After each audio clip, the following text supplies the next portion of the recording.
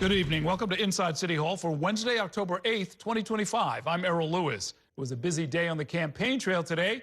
Andrew Cuomo reversed himself, now saying that he wants to rebuild our city's jails on Rikers Island. While he and the other two leading candidates for mayor were addressing a room filled with hundreds of business executives. Our Ayana joins me now with the latest in the race for mayor. That is tonight's top story. Good evening, Ayana. Good evening, Errol. Just last month, Andrew Cuomo said Rikers Island should have been closed a decade ago. Today, he envisioned a state-of-the-art humane jail on Rikers Island. This new view was criticized as a flip-flop and a betrayal. This is just recognizing reality. It's not working. Changing course. City Hall hopeful Andrew Cuomo now believes it's time to abandon the current plan to close the jails on Rikers Island. The new plan, not only years late, billions over budget, it can't satisfy the capacity of Rikers. The city has a legal mandate to close Rikers by 2027, and construction is already underway for 4 new jails. Wednesday, Cuomo proposed using those sites instead for housing and commercial opportunities, knocking down the current jails on Rikers and build state-of-the-art buildings on Rikers Island. Just last month, Cuomo insisted Rikers Island, I said, should have been closed a decade ago. He's the ultimate flip-flop man. It's a betrayal not only of the law as it stands today, but also of what New Yorkers actually want. Also on the campaign trail Wednesday, Democrat Zohran Mamdani rode the M57 bus, considered one of the slowest in Manhattan. After his crosstown trek, Mamdani discussed his plan to make all buses across the city fast and free. The average New Yorker would save $2,000 a year. And the 3 leading contenders for mayor all started the day in a room filled with hundreds of city business leaders for a candidate forum hosted by Crain's New York. Cuomo discussed his plans to build new housing. Sliwa said it's time to reduce the city's budget. And Mamdani insisted his message of affordability isn't just for working-class New Yorkers. When I have spoken to business leaders, I have also heard the impact that this lack of affordability is having on the ability to not only start a business here in the city, but to sustain that very business.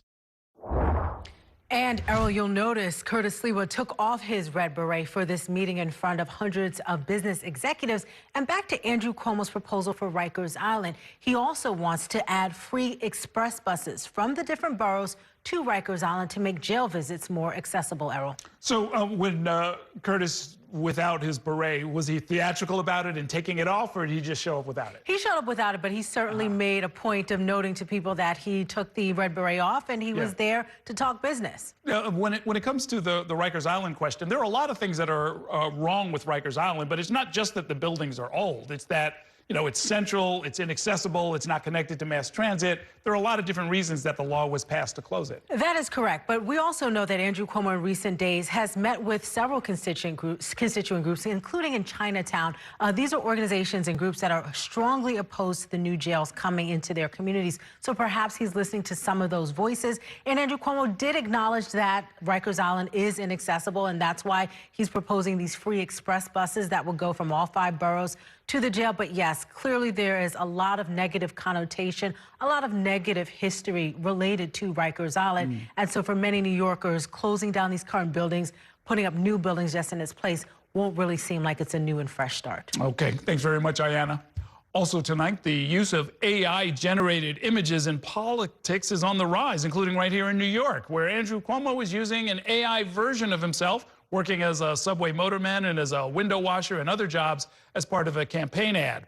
State law passed last year actually regulates the use of AI in political campaigns, but that Cuomo ad and others exist in a legal gray area, with Albany lawmakers saying that more needs to be done. Our Bobby Kuza joins me now with more on that. Good evening, Bobby. Good evening, Errol. And as I'm sure you've seen, this AI video generation is scarily realistic. Luckily, up until this point, we haven't really seen that sort of worst case use here in New York, where there's a deep fake that fools people into believing something happened that really didn't. I think at this point, the most prominent example of AI use is Cuomo in this ad, and ironically, he's not really using it to go after his opponent. He's using it to kind of poke fun at himself, although this still does raise some legal questions.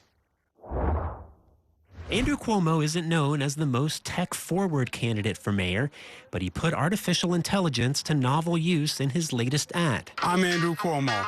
Which features an AI-generated Cuomo as a train operator, stock trader, and stagehand. The ad sparked some criticism, including for what it says about human labor.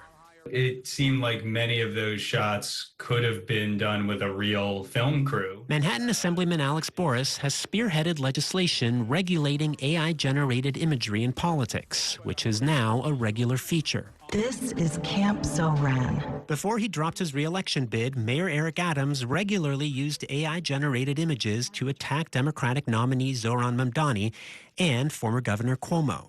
I'm Eric. Hi, Eric. I'm Jasmine. Incidentally, an AI version of Adams stars in an AI-generated trailer for a new memoir by ex-girlfriend Jasmine Ray. Some AI videos have been cartoonish, like this one mocking Mamdani from primary opponent Whitney Tilson. But TikTok says I slay. A state law passed by Assemblyman Boris requires a disclaimer on AI-generated political content, though there is an exemption for satire or parody. The obvious uses of AI, which I think are most of the campaign context, you instantly know are AI. So it's almost a stylistic choice.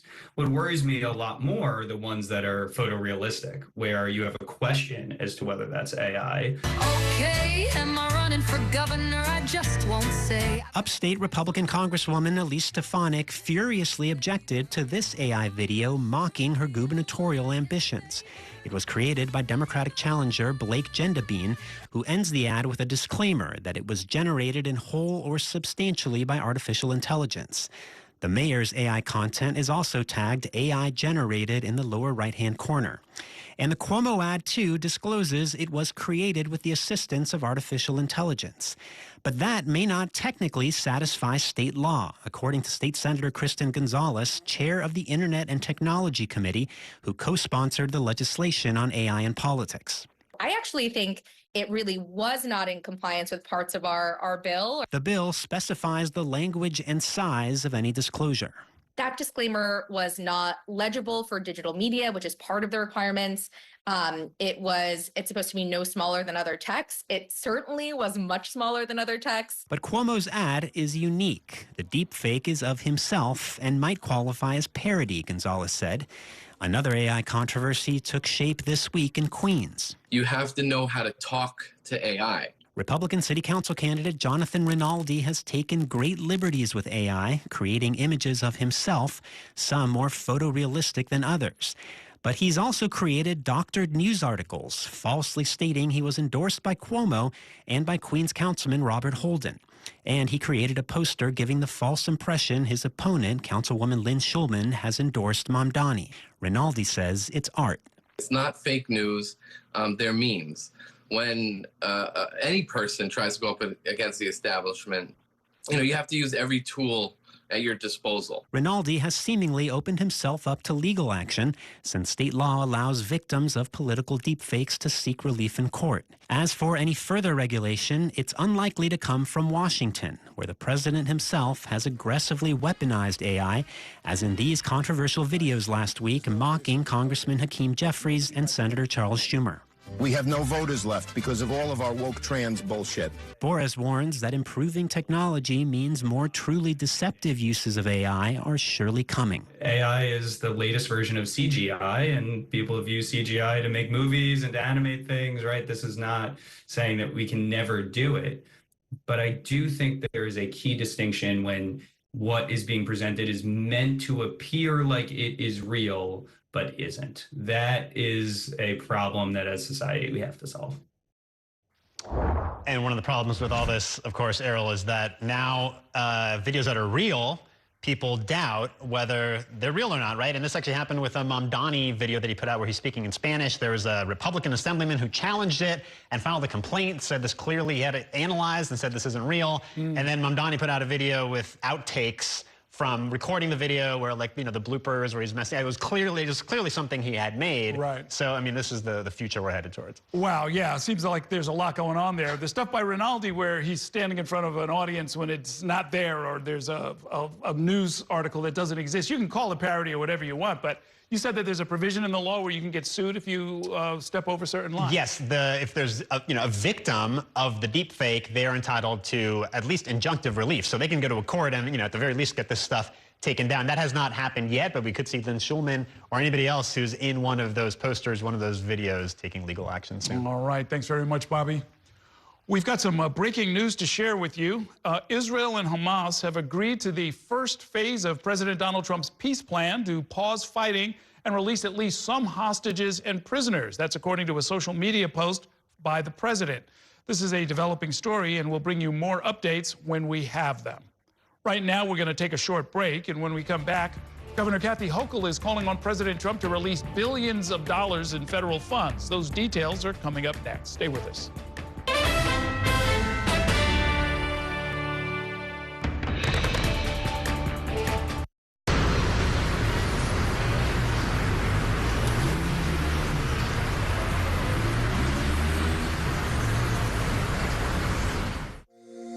Every day tells a new story. At Mornings on One, we're dedicated to bringing you the stories that matter most to start your day with in-depth coverage of the day's developing news. I'm Pat Kernan. Here are the stories we're following this morning. And weather updates every 10 minutes. Some morning sunshine possible, clouds take over. It's our responsibility to get you the information you need before you head out the door. Mornings on One, weekdays starting at 6 on the Spectrum News app. Free for Spectrum customers.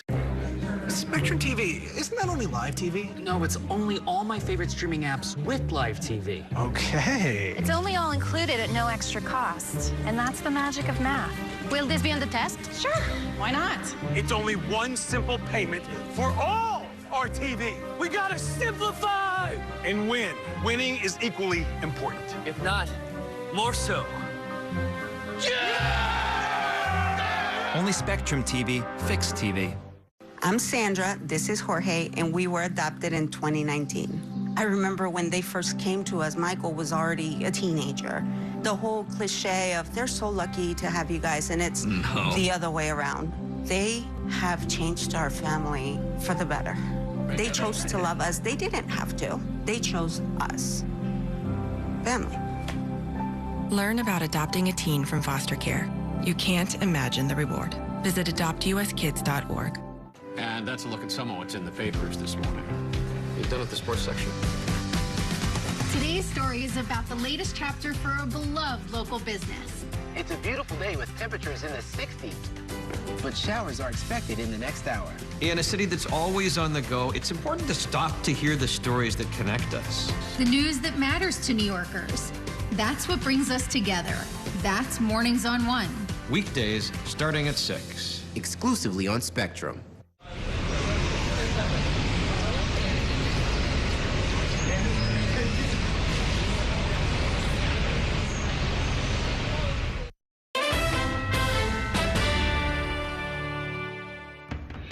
Welcome back to Inside City Hall. Governor Kathy Hochul says she is involved in a full-court press with the Trump administration, attempting to claw back billions of dollars in federal infrastructure and security funding that was supposed to flow to New York. And while Mayor Eric Adams is still busy in Albania, his office joined a state lawsuit seeking to speed up the restoration of those funds. Our State House reporter, Bernadette Hogan, has that story. Good evening. Good evening, Errol. Well, the governor's office is tracking how much money New York State and New York City are slated to be in the hole for, how much money they'll have to make up. Although it's not completely set in stone, the state will still be reassessing ahead of their mid-year update at the end of the month. I called the president about this. New York's top Democrat is revealing she called President Donald Trump a second time last week, telling him to release billions in federal dollars earmarked for transit projects, like expanding the 2nd Avenue subway and counterterrorism funding for the MTA and Port Authority. Said it's 15,000 good-paying union jobs that are now on hold with both those projects. He heard me, we talked, and I believe it's related to the shutdown. City Hall joined the charge on Wednesday, signing on to the state's existing lawsuit against the federal government, slamming the cuts as, quote, dangerous. We cannot afford to lose a single dollar, let alone $12 million, when it comes to protecting 5.5 million daily riders, said Mayor Eric Adams in a statement. Continuing, Extremist behavior is taking place across the globe, and these funds are crucial in both being proactive and reactive to the threats to the safety of everyone in our city. When asked if she wished Mayor Adams was physically present in the city to help offer a united front. And as you continue this pressure campaign, do you wish Mayor Adams wasn't in Albania? And what do you think of him deciding to drop out of the race?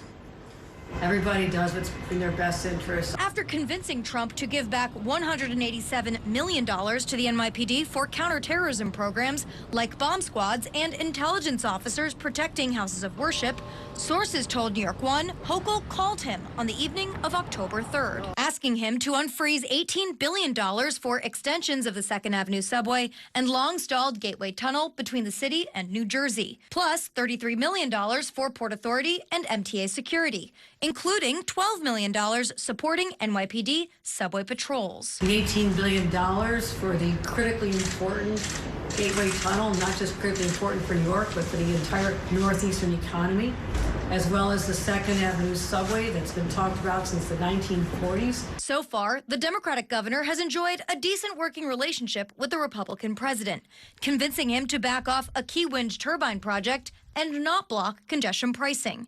But Trump has threatened New York City if Democratic Socialist Zohran Mamdani is elected mayor, warning even more federal cash promises could dry up. I'll just deal with it when it happens. I mean, I don't deal in hypotheticals. He has made threats. I also have been able to explain sometimes with good results.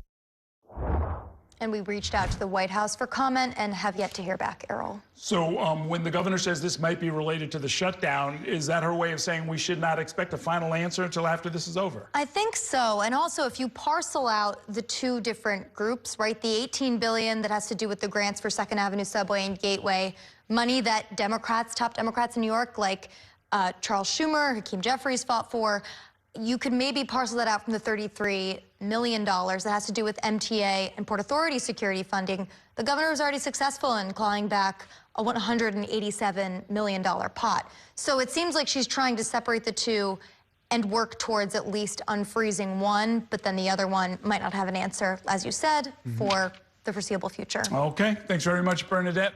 Also this evening, the competition for 3 downstate casino licenses reached its final stages today, with the state board meeting for the first time. The members of that board will look at the remaining 4 casino applicants and determine the best bets in less than 2 months from now. Our Courtney Gross has more in this report. Okay, so let's get down to business. The cards are on the table, and now it's up to a 5-member board to decide. The state's gaming facility location board met for the first time on Wednesday to consider the final casino applications for highly lucrative state gaming licenses. It is this board, with expertise in banking, economic development, and housing, that will submit final recommendations on who gets a gaming license. That decision is then ratified by the State Gaming Commission. Consideration of the financial history and employment history of particular persons or corporations. The deliberations will occur behind closed doors, and the board is not expected to take any more public testimony after months of public hearings on each of the applications. The board's chair, Vicki Bean. So one of the things that we have to look at is what's the overall financial picture? What kind of revenue are they going to be bringing into the state based upon a sort of dynamic financial analysis of how they're going to interact. Bean was a deputy mayor under the de Blasio administration. She said the board will evaluate each applicant based on strict criteria. The most important factor, how much revenue and economic development will these casinos generate? How realistic is their plans for what they're going to construct and how quickly they're going to construct that and be up and running. After a years-long process, only 4 applicants made it to the final stage. They include Resorts World in Queens and MGM Empire City in Yonkers, which already operate video slot machines. Bally's in the Bronx and Metropolitan Park in Queens, pitched by Mets owner Steve Cohen, are also under consideration. The board has up to 3 licenses to award. We can award up to 3 licenses. We don't have to award any if we don't think that the applications bring sufficient revenue or are sufficiently well developed. The board is expected to make its decision by December 1st. Courtney Gross, New York 1. It is time for a break. Coming up, we'll talk about The Hub, an open-air drug market operating in the South Bronx. We'll explain what's being done to clean it up. That's coming up next. Stay with us.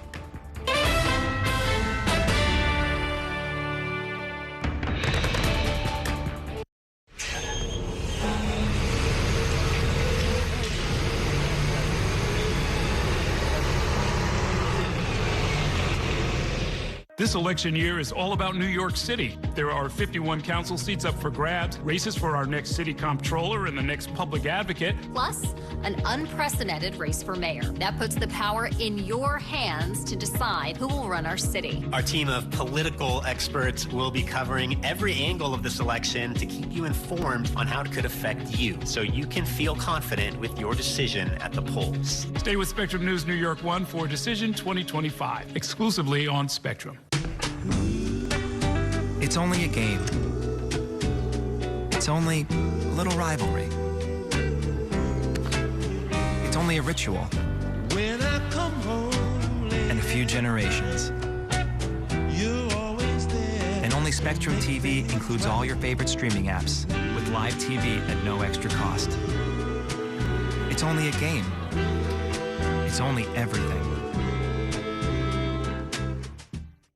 Mom was always organized, but she started forgetting to pay her bills on time. And she'd buy the same gifts over and over. Telling the girls about my Alzheimer's diagnosis was really hard. At first, we had our cries, but then we were like, okay, let's make a plan. Early detection gave us time to adapt together.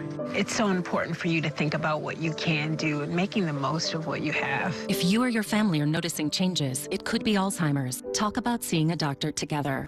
From my time growing up in Queens watching New York 1 to my time reporting here, I've seen how quickly a story can change. At News All Day, we bring you the news as it's happening, from around the boroughs to local government to your neighborhood. Because our city never stops moving. 3, 2, 1.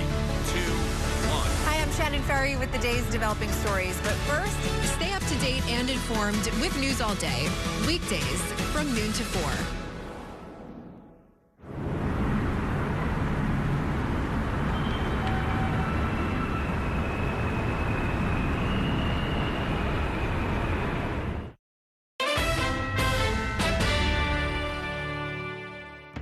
Welcome back to Inside City Hall. Outrage over public drug use in the Hub in the South Bronx led to a multi-agency operation to clean up this major commercial corridor. In July, Mayor Adams traveled to the area and barricaded the plaza where rampant drug use was taking place in full display. But people in the area still believe that not enough has been done. New York 1 criminal justice reporter Dean Meminger joins me now with an update. Good evening, Dean. Well, good evening to you, Errol. Like, this has been going on for decades in the Hub, in that area. 149th Street and 3rd Avenue, a major transit hub, a shopping district, but it was last year when Congressman Richie Torres started to say something has to be done about this. This year, the mayor went up there and barricaded one of the plazas off and actually put police in that area to move out those individuals who were using drugs. And some people up there are saying that it's not only the people who are actually using the drugs, it's drug dealers as well, selling the drugs to them. So the disorder that led to all of the outcry led to the mayor sort of trying to barricade the area. I assume that means that there were more cops there to sort of keep an eye on things, maybe more surveillance and so forth? Well, more cops in the area, but definitely only staged in that barricaded area. We have video, you know, that we took over the summer and actually over the last several months of people just kind of like nodding off in the middle of the street there, and you're taking a look at some of it there. You know, and we actually spoke to one person who was struggling with addiction, actually two of them, and they were willing to speak to me. We hid their identities, and they spoke about what they said they needed. Let's take a listen to one of those gentlemen. And what about you, man? What do you think what would you need to help you? Housing. Well, housing would help you out? Yes, sir. Housing will help me out. I'm out the streets. So you live in a shelter or on the streets now? I'm in the streets right now. I'm still in the street right now. We on the streets. We get housing, we get out the street, and we be good to go. That's what we need, housing. We need to get housing, we good. But what about a lot of people over here are addicted to drugs? So how would that help you? What would you need to help you out with that? Keep me away from the people, places and things that deal with drugs. Just keep me away from that, and I'm good. Yeah, this reflects something we hear from a lot of the social service professionals, where they say, if you don't have housing, everything else falls apart, so that you can't even get to the medical treatment needed to deal with the addiction. Yeah, I mean, but one of the things that he said at the end was, oh, keep me away from the people selling the drugs. And that's something that we heard from people up there. But I have to tell you, while I was speaking to that gentleman, he was actually rolling up what appeared to be K2. And when I finished the interview, he asked me if I had a lighter. Oh, so it's a very difficult situation. But I also want to point out, we did speak to people. Here's what one person who's always up in that area had to say. He says it's not just about those who are struggling with mental health and drug addiction. It's actually about the people making money off of them. Take a listen to this. All they did was move over. They're not going anywhere because you're not arresting them. You're not forcing them to do something. Now, you just mentioned something important. It's not only the people addicted to the drugs. It's the drug dealers. And I'll tell you straight up, it's the drug dealers. They're here with them. They're among them. So they have to get rid of them, too.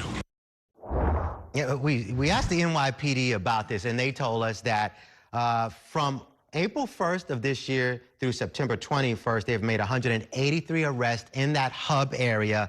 49 of those were for intent to sell. Because the people are saying, you know, and some are saying you actually have to maybe force the people who are addicted into treatment because they're not going to do it on their own. Very interesting. Speaking of the NYPD, my understanding is the news broke this afternoon, and we've seen in the last few days the chief of department, the highest ranking member of the force, John Shell, is retiring. Yes, he's been talking about this for a while. We heard this maybe even last year, you know, with changes within the NYPD and at City Hall. He was well known in the department for many years, but controversial, right?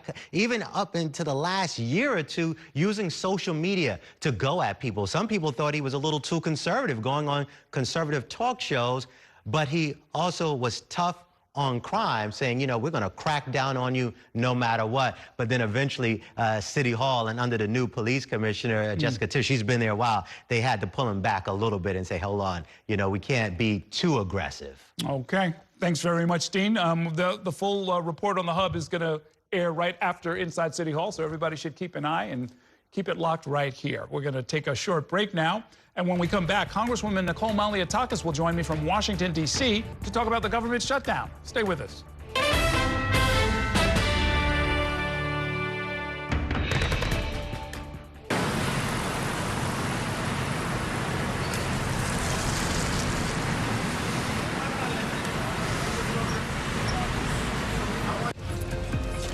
My time at New York One has shown me that in the city that never sleeps, the news never stops.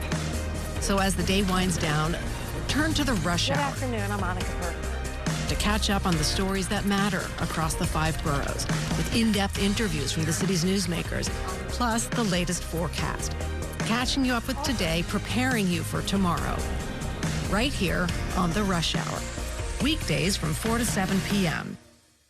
There's an international travel plan with Spectrum that was an additional $10 a month, as opposed to paying a ridiculous amount per day for roaming fees. This literally felt like my old phone carrier was reaching their hand into my wallet and just helping themselves to some of my cash. I like having no surprises when it comes to my cell phone bill. And with Spectrum, that's been the case. So it saved me a ton of money. Real customers, real savings. To see how much you can save, visit spectrum.com/save. I'm Chris Jakovic. I served in the United States Air Force, and I deployed 3 times. So in 2017, I was serving as an Air Force First Sergeant. Our motto in that role is, my job is people, everyone is my business. But unfortunately in that year, I would lose my own brother, Lance Corporal Adam Jakovic, to suicide. The majority of veteran suicides are from guns. I store my weapons securely, not only for myself, but for my family. My service never stops. At Spectrum Noticias, we recognize that our New York City community is vibrant and diverse. Spectrum Noticias delivers balanced coverage of the stories that matter in our communities and across the country. Our journalists are based in the neighborhoods we cover, ensuring you get in-depth reporting on what's happening in the places we call home. So join us at Spectrum Noticias. We're always on, always there for you. Now available on your TV. Check your local listings. Also available on the Spectrum News app.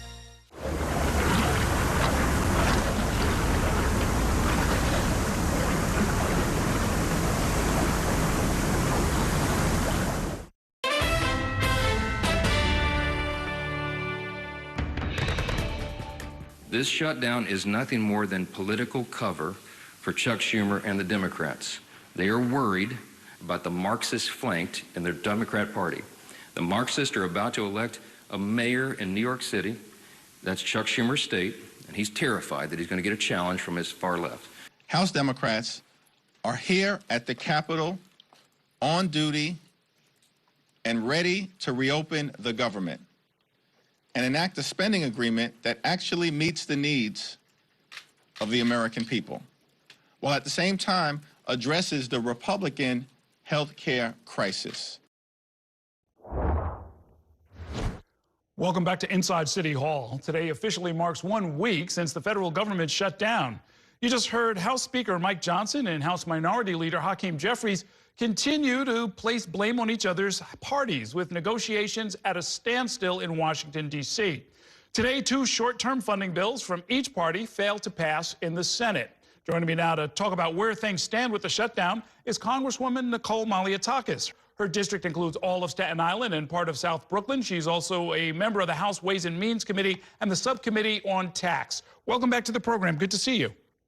Great to be here. Thank you. What are you hearing so far from your constituents about how this shutdown is affecting them? Well, look, I was in the district and we went to all our national parks. They're open, they're clean, they're being maintained. I've spoken with the VA hospital. Everything is 100% there. There's been no impact whatsoever in either the Brooklyn facility or Staten Island.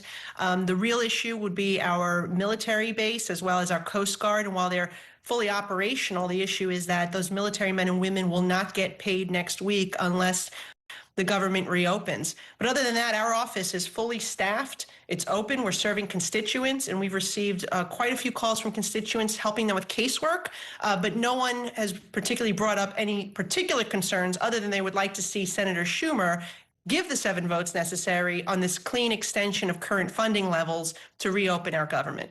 Now, I know that you and other lawmakers will continue to get paid, but is there a point at which your staff becomes part of the either essential workers who are not being paid or are furloughed altogether? Yeah, our staff is furloughed.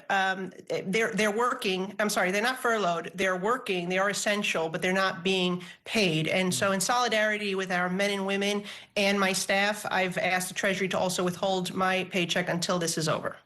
You were one of the lawmakers that pushed the Trump administration to reverse $187 million in scheduled cuts that would have been made to the NYPD's intelligence and counterterrorism operations. Did you speak directly with the president about that? How did that go? Yeah, I spoke with the president last Wednesday. Within 48 hours, the money was restored. He intervened. This was a bad decision by the Department of Homeland Security. They changed the formula in which these funding grants were going to be awarded. And as a result, New York and others states lost funding. It was a $187 million hit to New York. To the NYPD, where we are the #1 terror target, it would have been $100 million, and this is critical funding that is used for everything from equipment to the K-9 unit, and we had to make sure that that money was restored. And the president understood that. As soon as I spoke with him about this, I mean, you could tell that he was on it, didn't understand why this was done, and was reversing that decision. So I'm very proud that we were able to work with the police commissioner and others to make sure that money was restored for our NYPD. So maybe less urgent, but also important is, as we reported earlier, Governor Hochul is trying to make sure that New York gets $18 billion for the Gateway Tunnel and the extension of the 2nd Avenue subway. As the city's sole Republican member of Congress, are you planning to help with that as well? Well, I did vote for that infrastructure money, by the way. I helped pass that bill in a bipartisan manner. I do want to see our city and state get the money. What I'll say is that this is a result of the shutdown. Once the shutdown is lifted and we reopen the government, we will see that money flow once again. With regards to the MTA, I think there needs to be more accountability, more scrutiny. I would like to see a federal forensic audit of the MTA and how our federal dollars are being used. The MTA not only hit us with this congestion tax, which is operating in violation of federal law because the president rescinded the authorization to allow congestion pricing, but then they hit us with now another tax increase or fare increase on top of it. And so I think there should be more scrutiny before they receive the federal dollars to complete the Second Avenue subway. But look, I'll continue to work with my colleagues to deliver money for New York. But the bottom line here is Senator Schumer needs to give the 7 votes so we get the 60, because we only have 53 Republicans in the Senate, to reopen the government. As you know, this was a bill that he negotiated last year and then voted to extend it 3 consecutive times. The only thing that has changed here is President Trump is now president. We know that they want to give him a hard time. And AOC has basically threatened to challenge Senator Schumer, and he's afraid of the radical left flank in his party. That's the only thing that changed here. Well, the bill wait. is the same, and the funding levels are the same. But there's at least one other thing that has changed, which is the expiration of the subsidies for the healthcare premiums, right? Isn't that what this is all about? Those are going to all expire at the end of the year. Well, they're making it about that, but that has never been in this funding bill. That they set that timeline for expiration at the end of the year, but they should not be shutting down the government over that. We should reopen the government and then negotiate on those subsidies, which, by the way, I do agree that we need to address that issue. Mm-hmm. The real problem, Errol, is that since the Affordable Care Act went into effect, the costs have skyrocketed. It was anything but affordable, which is why these subsidies that are tax breaks to the insurance companies, not to individuals. These insurance companies, by the way, that have seen their profits rise 230% since the Affordable Care Act, while denying as much as 1 out of 3 claims. We need to rein in the insurance company. I'm okay with giving an extension so the end user does not feel that effect, but we need to do it in conjunction with reining in the insurance companies, and it should be taken up outside of the funding levels. That has nothing to do with this. And for them to be holding up government funding, our military pay, furloughing federal employees, TCA delays at the airport, all of that is wrong. Even if there was an extension, wouldn't that only bring us to somewhere around Thanksgiving, mid-November? And 6 weeks would not be enough to do what you're describing as far as getting into the guts of where the insurance companies maybe need to renegotiate some of these premiums, right? So the funding for our government lasts for 6 weeks. The subsidy for the health insurance expires at the end of the year. So that is why many of us have been advocating for a 1-year extension or maybe a 2-year extension so we can address the core issues. But I should remind people that the reason we have this problem is because the Affordable Care Act is not affordable, just like the Democrats told us it would be when they passed that law. This has, nothing to do with the funding of our government, which is completely separate.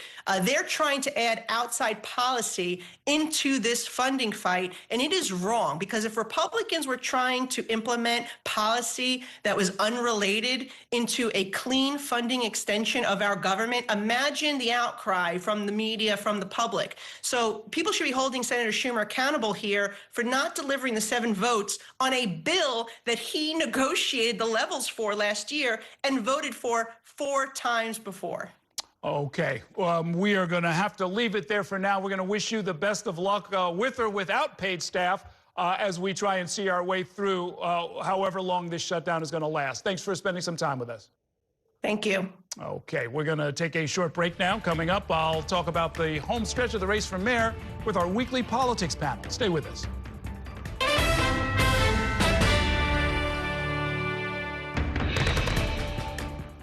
The next downtown local 6 train to Brooklyn Bridge City Hall will arrive in 2 minutes. After After 30 years of forecasting for New York, I've learned it takes a dedicated team to cover all the weather our city has to offer. I'm so honored to be a meteorologist here at New York One because as a Brooklyn kid, this is the station that I grew up watching. Morning, noon, or night, our team is here to bring you accurate forecasts you can count on, from severe weather updates to our weather on the ones. Watch the New York One weather experts on your TV and on the go with the Spectrum News app. Your entertainment the way you want it. With Spectrum TV, all these streaming apps are included at no extra cost. So you can watch anything. Movies, series, sports, reality, news. Here's a look at today's top stories. Exclusive originals. We await your orders. And even more of your favorites with live TV. Stream across your devices and enjoy anywhere. See you later. Get it all with Spectrum TV. I'm an ex-drug dealer, and I'll be your sub today.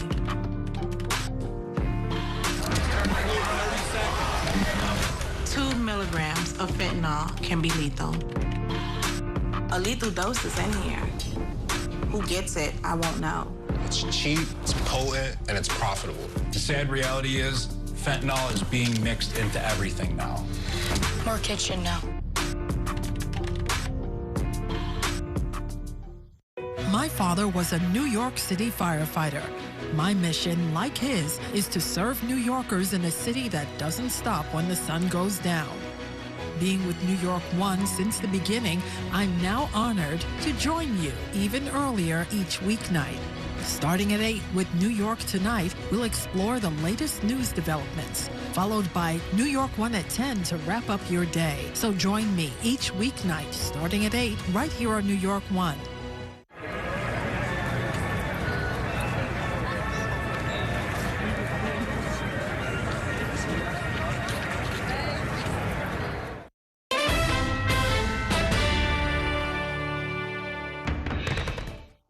Because a lot of the principles of an urban Republican Party may actually be something that you believe in. You know, quality of life, obviously public safety, but dealing with issues in each specific neighborhood. There are 350 neighborhoods in the city. They're all different and unique. They have different needs. And that's what the urban Republicans are addressing, the unique needs in each neighborhood. That, of course, is the Republican candidate for mayor, Curtis Sliwa. I spent part of the day with him in Brownsville, Brooklyn, where he has a campaign office, which actually might be a first for a Republican candidate.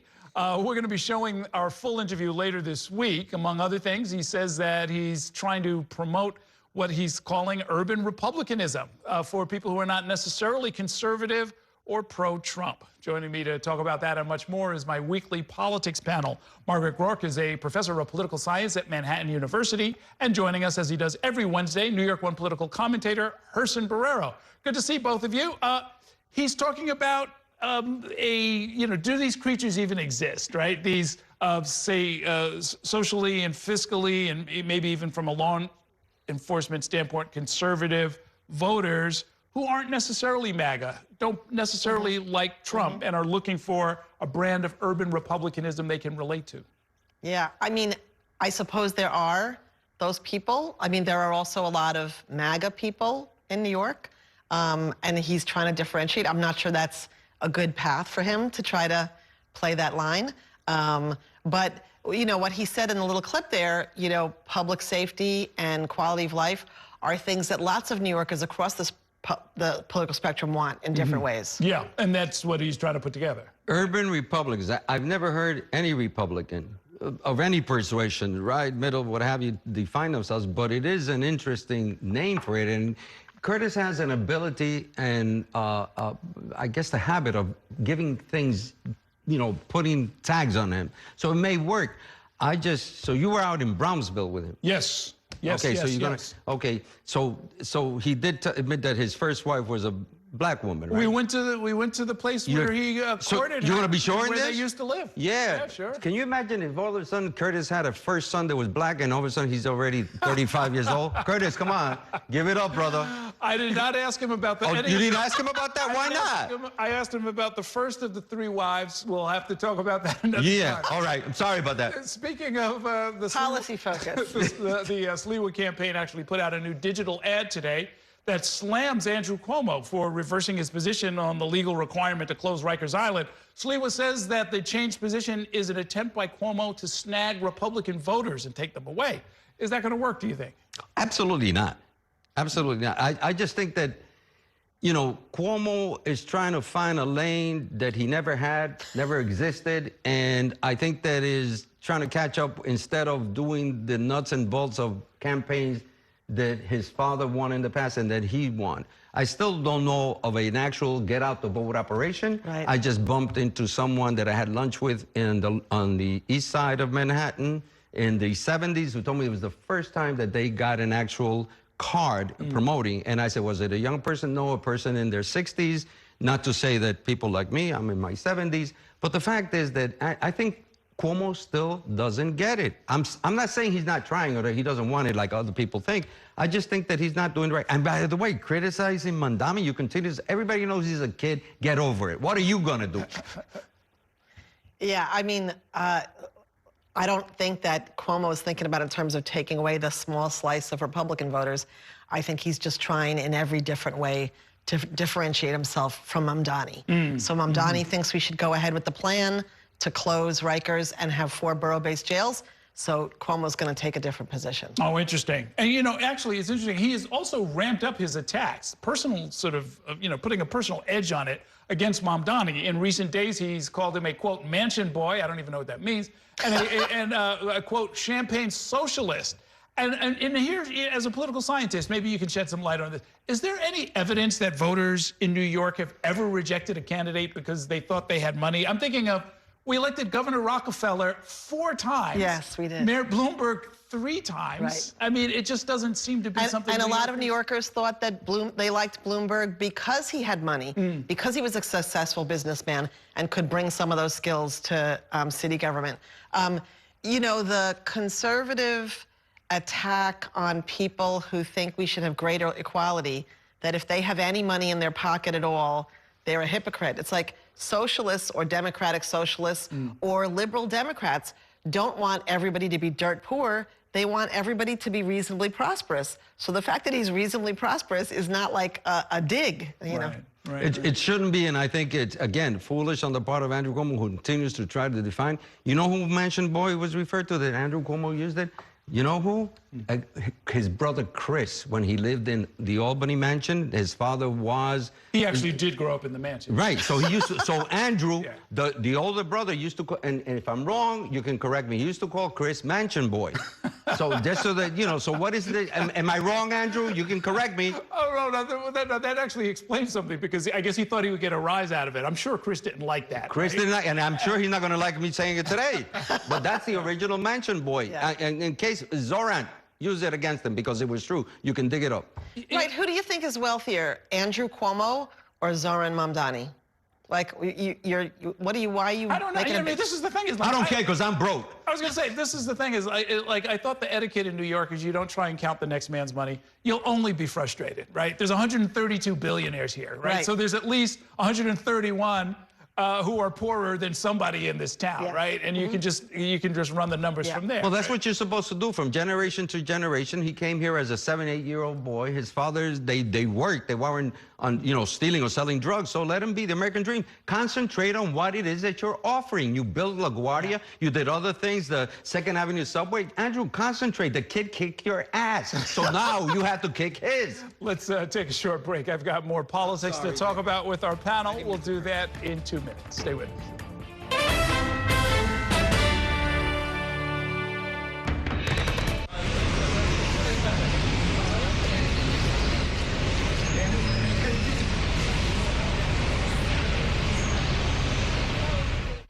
Here's the deal. People need a place to explore national issues that have an impact on their community. To understand those issues better, we're bringing together our team of local political journalists from across the country to break down what's happening. So join us every week to catch up on the key stories making a big difference across the nation and in your local community. Watch The Big Deal with Errol Lewis Friday nights at 9 on Spectrum News New York 1. Available on all of your favorite devices exclusively on Spectrum. My name is Gail, and we are in my showroom for Florist Fire Design House. Getting Spectrum set up for my business was extremely smooth. They had it set up within an hour, and I was online and ready to go and run my business. Spectrum helps me stay online. You know, I have to be able to be online at 5 a.m. when the market's open. Without Spectrum, it wouldn't be possible. Get up to 4 months free when you bundle award-winning internet. Visit spectrum.com/business to learn more.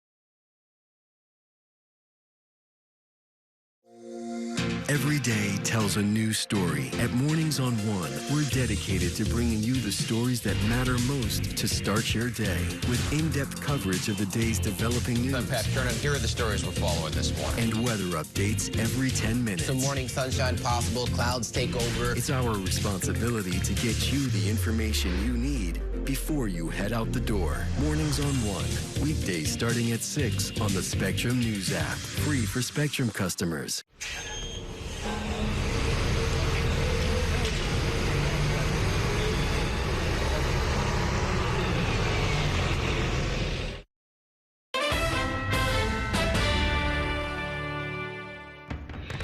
He wants to militarize major cities across the United States, especially blue cities in blue states, because he wants us to get used to the idea of military on the streets, military troops, because there are 2026 elections. I believe that he's going to post people outside of ballot boxes and polling places. Welcome back to Inside City Hall, where I am once again joined by my politics panel, Margaret Rourke and Gerson Barrero. That was Governor Pritzker of Illinois referring to the shocking footage showing federal agents and military personnel on the streets of Chicago, beating and pepper spraying demonstrators. President Trump now calling for the arrest of the mayor of Chicago and the governor of Illinois for not cooperating with the incursion. Have we crossed a line here, and should New York be preparing for something similar to happen here? We have crossed a big line. You know, this is a very hard time to teach American politics, which I do. You teach the rules and why we have separation of powers and checks and balances, and then you have to recognize and explain how that's not happening right now, and that the president is trying to take many powers that are not a president's to take. And it's very grim to look at what's happening in Chicago, in Portland, and the trumped up ideas about like what is at issue there. We're in a very bad place, I think, nationally. Let's not forget that you have a convicted felon as president of the United States saying that he's going to arrest a duly elected governor of Illinois legitimately and take that from the voters. And what frustrates me is that we have grown-ups that we sent to Washington on the opposition party, Democrats, who are being led with every manipulation and distraction that Trump comes up. This is all distraction. They should be paying attention to this, which is a threat to our democracy and the way that we have lived it. I'm very concerned, but I'm not afraid, because somehow this has got to shake. That the party that we have in opposition has become completely humiliated by this political criminal that we have in the White House. So if you haven't realized it, and the opposition party's there's no leadership there, we're actually coming up and we're involved in this dangerous, hurtful, shutdown of the federal government. We're in bad shape. As you said, Professor, we're in bad shape. What happens if and when it's New York's turn? That, troops arrive with no coordination with the city, start parading around downtown, start snatching people, different raids and so forth? Who do you think is going to lead the march? I mean, will we find the political ovaries and the political cojones to be able to come out? See, there I go again, slipping in, because it's just so frustrating. What am I going to say? What are they waiting for? They're discussing, have you seen the congressional delegation members getting up and telling us the same thing we're here at? Oh, this is what it means because of the shutdown. We're past that. Yeah. I think we also have to look at what the Republicans are doing. Like, there are a number of Republicans in elected office who know that much of what's happening is wrong. Even if they agree with Trump on, let's say, we should close down the Department of Education. That doesn't mean that it's okay to just like violate the law and kill a department without authorization or send people into the streets of Chicago. If Biden had done this, if Obama had done this, Republicans would be lighting the place on fire, and yet they're okay with their guy doing it. And that's really like not holding to the principles that allow us to be a democracy. By the way, Hochul can start. Who actually controls the taxes going to the federal government? Is there anyone in the Democratic side in this state, which is dominated by Democrats, in the New York State legislature, that we have a Democratic mayor, or is he still around if he comes back? And we have also a governor. Can we at least talk about the possibility of withholding the federal taxes that we sent to the Fed? You know, it's funny. Can we do that, Professor? That came up at a dinner party the other night, and I was thinking, well, let's think about the mechanism by which it's happened, right? Like a corporation, when they pay the taxes directly to the federal government. So a corporation withholds money from your paycheck and sends it to the feds. But the governor could withhold from all the state paychecks and say, I'm not sending it, I'm putting it in an escrow account until you respect us. I mean, that's an idea, right? You know, it's interesting. On Monday, I called someone, I texted someone close to the governor to at least, listen, I'm gonna say this, I don't want to catch this, and I'm catching it because the person never returned my call. They said, oh, I'll call you later tonight. Call me anytime. I just wanted to check. The reality was, can we withhold the federal taxes immediately, right now, because we're not getting the federal service? And let's see what they do. Yeah, well, it would be interesting. I would start out by assuming that it's been tried, either intentionally or even just because of a breakdown of communications. And you wonder, you know, yeah, how does that work? How does that work? I don't know. It sounds like somebody would get in a whole heck of a lot of trouble if it was done. Well, we're in trouble anyway. Well, you know. Let's slap them around. Let's see what happens. There's the dilemma. Where the pocket. Thanks so much for coming by. Great talking with the both of you. That is going to do it for tonight's show. Thanks for watching and have a great evening. We'll see you next time inside City Hall.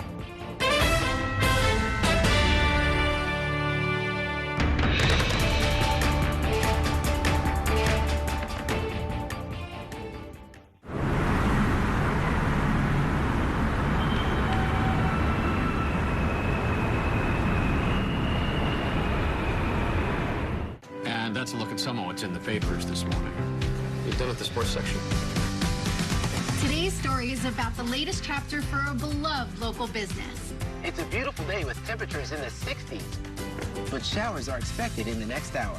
In a city that's always on the go, it's important to stop to hear the stories that connect us. The news that matters to New Yorkers. That's what brings us together. That's Mornings on One. Weekdays starting at 6. Exclusively on Spectrum. My name is Gail, and we are in my showroom for Florist Fire Design House. We are a full production wedding and event company that focuses on florals. Getting Spectrum set up for my business was extremely smooth. They were here the same day, had it set up within an hour, and I was online and ready to go and run my business. You know, I have to be able to be online at 5 a.m. when the market's open. And if I'm contacting a merchant via email or placing an order online, without Spectrum, it wouldn't be possible. One more row. Spectrum is reliable, they're committed, they're fast, and they really take care of me as a business owner. Last year, when the really bad hurricane came through, our internet stayed the entire time. One of the businesses down the street, she was like, wait a minute, how are you still online? And I was like, Spectrum, baby. You gotta get Spectrum. Get award-winning internet for your business. Up to 4 months free when bundled. Visit spectrum.com/business to learn more. This election year is all about New York City. There are 51 council seats up for grabs, races for our next city comptroller and the next public advocate. Plus, an unprecedented race for mayor. That puts the power in your